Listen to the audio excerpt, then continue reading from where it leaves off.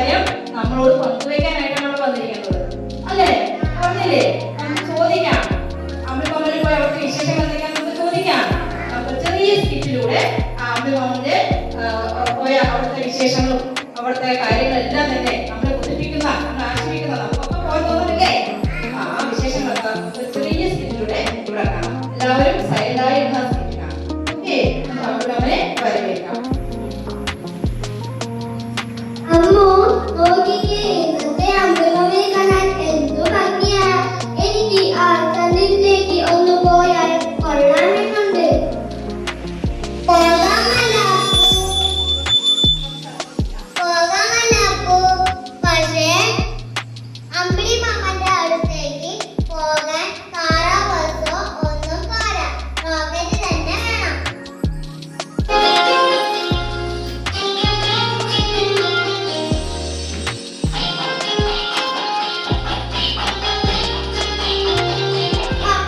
ശരിയാ മക്കളെ, ഞാൻ നിങ്ങളുടെ ഭൂമിയിൽ നിന്ന് ഒരുപാട് ദൂരെ. എന്നെ കാണാൻ കൊതിയായോ? അയ്യോ അമ്പിളിമാമൻ, മാമ ഞങ്ങൾക്ക് മാമന്റെ അടുത്തേക്ക് വരാൻ കൊതിയാകുന്നു. അവിടെ കളിസ്ഥലമുണ്ടോ? കുടിക്കാൻ പാലുണ്ടോ? ലാപ്പു ലാപ്പു, എൻ്റെ അടുത്ത് കാറ്റുമില്ല, വെള്ളവുമില്ല, കളിക്കാൻ കുട്ടികളുമില്ല. ഞാൻ ഒറ്റയ്ക്കാ. പക്ഷേ വർഷങ്ങൾക്ക് മുമ്പ് ഭൂമിയിൽ നിന്നും ചിലർ എന്നെ കാണാൻ വന്നു. എനിക്കറിയാം, 1969 ജൂലൈ 21 ആദ്യമായി ചന്ദ്രനിൽ ആ കാലുകുത്തിയ മനുഷ്യനെ.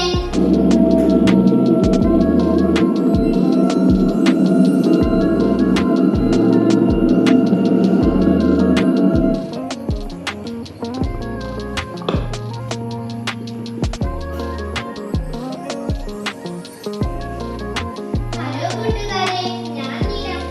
ഇതാണ് ഞാൻ ആദ്യമായി വെച്ച ആ ചരിത്രക്കുറിപ്പ്.